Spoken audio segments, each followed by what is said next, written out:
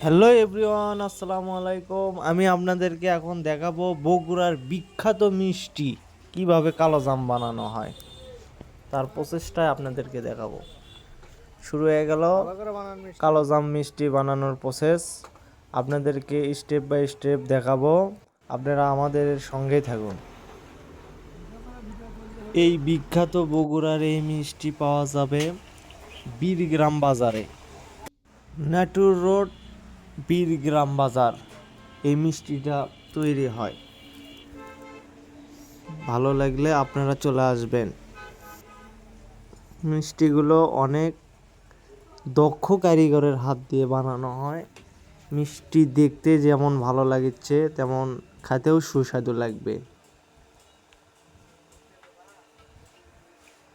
এই মিষ্টির নাম দেওয়া হয়েছে বগুড়ার বিখ্যাত কালো জাম মিষ্টি। মিষ্টি দেখেই মনে হয় খাইতে মন চাইবে।